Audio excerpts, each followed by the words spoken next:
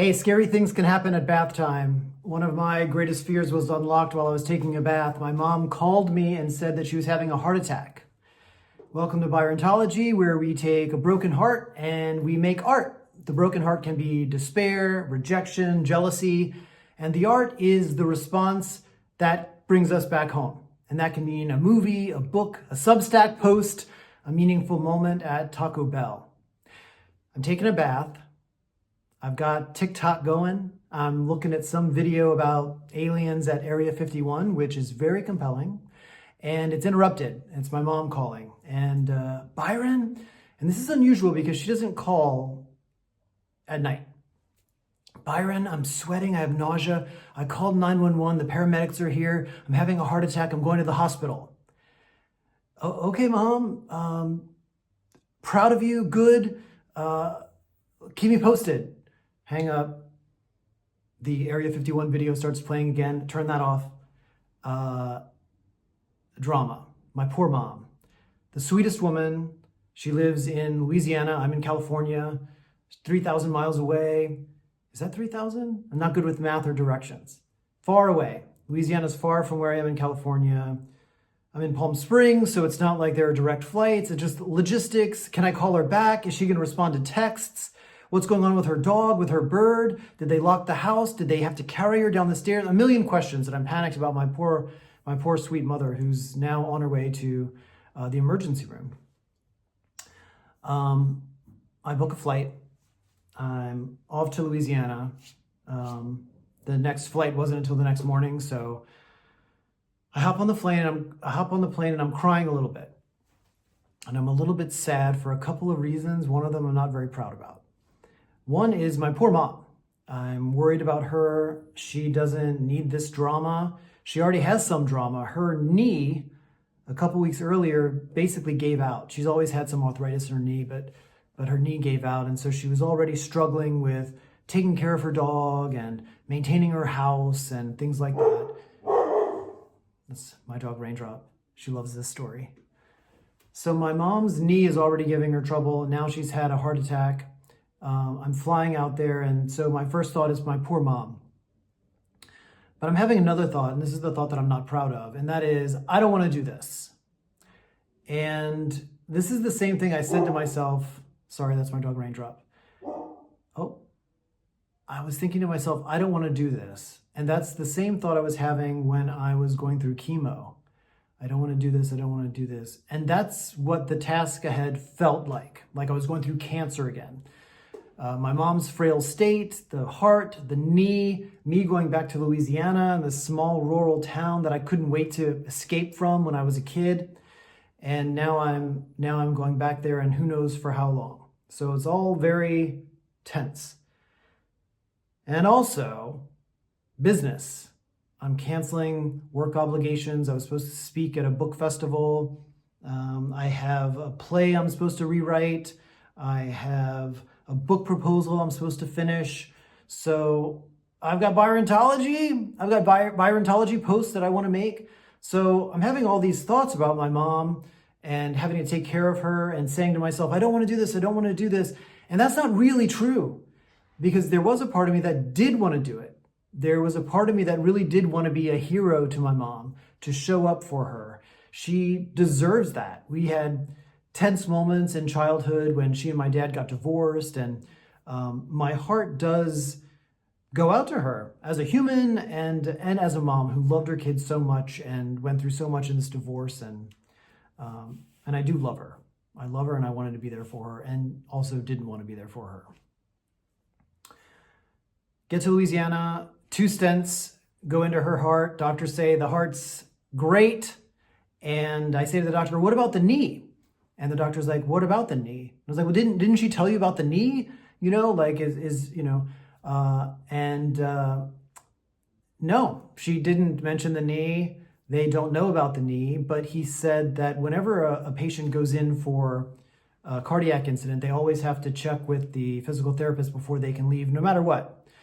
So I show up at night in Louisiana. That's when the plane lands. And I get to mom's house because I can't go see her in the ICU that night. I check on the dog Belle. I check on the bird Juju, a parakeet who apparently talks. I can never understand anything that Juju is saying. Belle is happy to see me. Get the kind of house in order. It was a little bit of a mess. Poor mom was struggling there with the knee and with having to get taken out of the house in the middle of the night by paramedics. I sleep that night. The next day, I show up at the hospital as the physical therapists are helping mom, and she can't stand. They're holding her up, moving her around, and then they say, "All right, well, good luck. I'm glad you're here, and you can help take care of her." And I kind of started to panic because, yes, I'm here to help, but this knee thing is an ongoing problem, and I feel so selfish.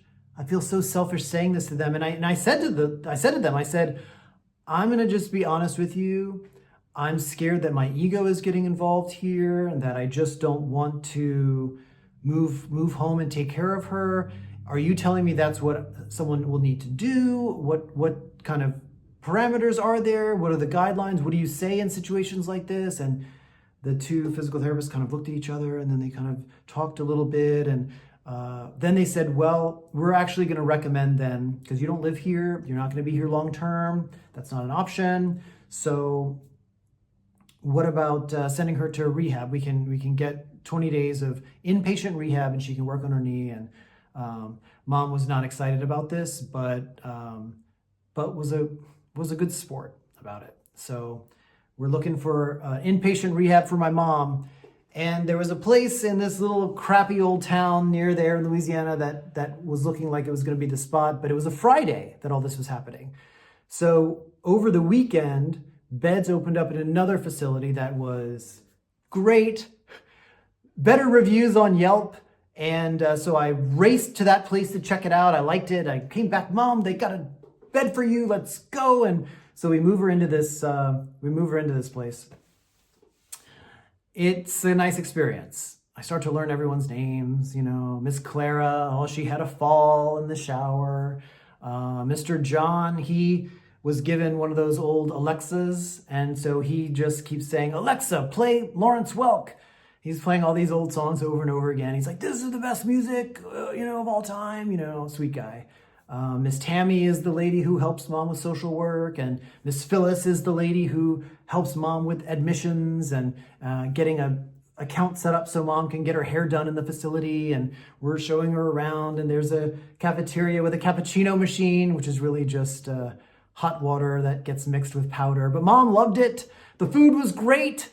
She's getting jambalaya and gumbo, and one day I was there, and for lunch they had ribs, which was just a patty, like a squeezed meat patty like they have at McDonald's. But anyway, mom said it was good, so things are looking up.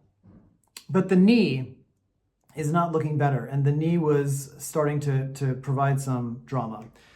I would drive to see mom 40 minutes every day, and then there was sometimes I would bring her an iced mocha. She loved that. Visit with her, and then drive back 40 minutes to take care of Belle and the bird Juju.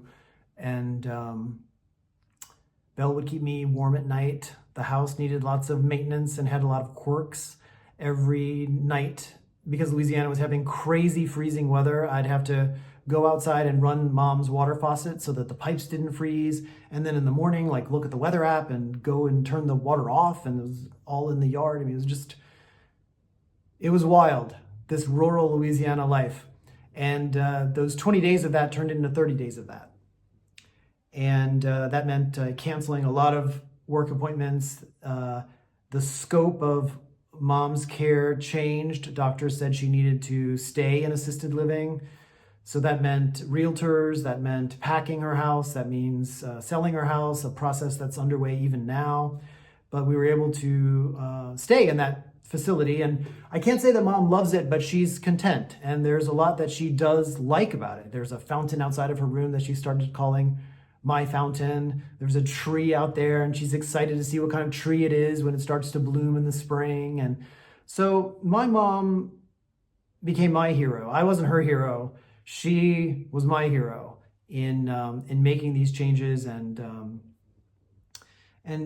accepting a safer environment for her, and And she's still making progress on recovery and still making progress on feeling like she did the right thing out there. But she asked me to take some keepsakes home. She can't take everything to the assisted living. So I packed the trunk of her car, her Toyota Corolla, her old Toyota Corolla, with her yearbooks and family photos and old work clothes. Like, she worked for an insurance agency and she had all their polo t-shirts with the logo on it. I put that all in her car, and she also asked me to take Belle. My sister took Juju. So the easiest way to get Belle and all of Mom's treasures to safekeeping in California was to drive. So 51 hours. It was me, it was Belle, it was Coke Zero, it was caffeine, it was stops at fast food and a couple of hotels. And 51 hours later, we get home, and my dogs, I have these big dogs, Raindrop and Shirley, and they started kissing me. They kind of welcomed Belle. They're a little suspicious, but they're open-minded, and it's going well so far. But everyone, my husband, Steven, everyone was acting best behavior, beautiful. I felt loved and well received, and everyone acting like kind of nothing's changed, but something had changed. Something had changed because the next morning I woke up at 4:30 a.m. My body did not care that I was back in California. And then I started waking up at 4:30 a.m. the next day, and the next and the next. And I suddenly wanted to not brush my hair and not change my clothes and not take a shower, and was getting really depressed. And I hate using the word depression because I'm not a doctor or a therapist. I feel like I should be filling out paperwork before I can say that I was experiencing depression, but it felt depressive. I tried to keep appointments. I went to the dentist. He was like, smile. And I was like, no. I went to Pilates, and my hot instructor was like, use your obliques. And I'm like, what's an oblique? And also, I don't even want to be alive right now. That's what it felt like. And, maybe depression is not the right word. Maybe I just felt pensive, of course. Maybe I just felt malaise, definitely. Maybe it was just melancholy. Is that the thing? Is that the thing from the 1840s where they put leeches on you and they suck the depression out? Yes, please. Bring the leeches. That's how I felt. It was sad. It was go to Taco Bell and get a bean and cheese burrito and nacho fries, which I didn't even know existed, and a soft shelled taco and all the hot sauces. Do you have hot sauce called Lexapro? I'll take it. I just needed some relief. And if I'm not going to use the word depression, I could also use the word collapse, because that's what it felt like. It felt like I was going a million miles an hour helping my mom, and then I come home to California and just had a collapse, an identity collapse, where I wasn't this helper anymore. And now I started asking myself questions and looking back at that time and thinking I should have treated Mom better. I should have done a better job organizing her home before I left. I should have made sure that I was taking care of myself better when I got here to California. I should have been more productive. I should have done more work. I should have posted more to Byrontology. I should have my book proposal finished by now. Just hard on myself. And I think we live in a world that is all about being productive, and productivity equals value. Your output equals your worth. Time is money. Idle hands, devil's workshop. Don't rest. You're worthless if you're not working and producing. And I was just sitting on the sofa at 4:30 in the morning in the dark. Not even the dogs would wake up and come sit with me at that hour. And I felt worthless. And I experienced this identity collapse, but I also experienced like purpose collapse. What's the purpose of life? Is this how it ends? My poor mom, the way she's treated by the healthcare system and other seniors? Is this hope? I experienced hope collapse, where I think, who's gonna take care of me? Who's gonna pack all of my keepsakes in the trunk of their Toyota Corolla when that time comes? Like, what kind of world are we living in? And at 4:30 in the morning. It's pitch black outside. Those are the thoughts running through my head. I wish I could say there was some magical thing that happened that made the clouds lift a little bit. But what happened was 4:30 a.m. became 5 a.m. to 5:30 a.m. to 6 a.m. to 7 a.m. Eventually around 6 a.m., the dogs were like, all right, that's an acceptable time. We'll come sit with you. And after about a week, I was able to open my laptop and kind of try to clear my head and think creatively again and start to feel like myself again. And it helped to also watch Raindrop and Shirley and Belle start to get to know each other. It's been a couple weeks now at the time I'm recording this, and still I would say Raindrop and Shirley are very suspicious of Belle. But everyone's finding a rhythm, and that's part of the rhythm too, is finding an identity after a crisis. And sometimes it doesn't take a crisis to lose your identity and feel a sense of trauma. I years ago was working a job that was really taxing, and at the same time I was shooting a movie that I wrote and that I financed on a credit card. It was not a great idea, but it was a great experience. So I would go to, and the job I was working was in the middle of the night. So I would shoot this movie during the day where I was the star and I wrote it. And then I would go to this nighttime job where I was nobody. And that felt like trauma too, to this toggle of identity. And I was told by a therapist once, man, I've tried all the things related to depression and anxiety. I've tried the meds, I've tried the therapy, and I had a therapist tell me once that I have a performance-based identity, which aligns with this world that we live in, where your worth is tied to your output. That is what I think it's part of capitalism. It's part of our society. Rest is frowned upon.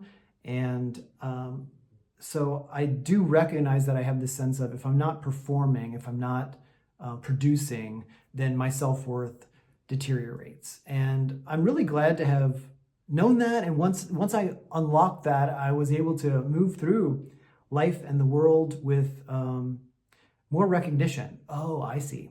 I'm trying to be superhuman here. I'm trying to be super. And sometimes I see it in other people. He's trying to be superhuman. People are speeding around me in traffic.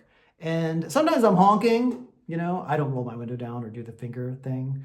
That's not my vibe. But I'm flipping people off in the inside. But sometimes I'm not. Sometimes I can say, performance-based identity, they're trying to be superhuman. And sometimes that just means they're trying to get in their lunch break. We live in a world that people used to work like 9 to 5. Now if you're lucky, it's 9 to 6. If you're lucky, you have an hour lunch break. And by the way, in this world, where can you eat lunch in an hour? It's 30 minutes to get somewhere and 30 minutes to get back. So people are eating at their desk. People are stressed. Of course, people are trying to eke out every little bit of time. And that means speed on the freeway. That means cut in front of you in traffic. That means accidentally cut in front of you in line at the grocery store. I mean, I try to create some space for this performance-based epidemic that we're in. And I appreciate being aware of this identity trap. And bam, here's this guy talking about an identity trap, and it hit me coming home from Louisiana back to California. I was a son, I was a caretaker, I thought I would be a hero. Then I come home and all that identity collapses, and I'm not a hero at all. I'm just an ordinary guy after all at the end of the day.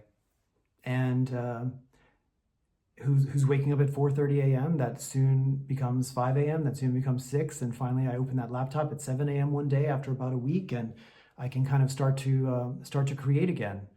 And I can sit on the sofa and look out at the mountains and see the Palm Springs sunshine start to roll in, and my phone can ring, and it's my mom. We talk every morning, and this time it's not at all like when I was in the bathtub. This time when mom calls, she's not interrupting a thing. I answer and we talk. And that's my story of how I wish I could have been a hero one time. Thanks for joining me. To read the latest post or to RSVP and get an attendance slip for the existential crisis happy hour that I'm throwing, visit Byrontology.com. Thanks, y'all.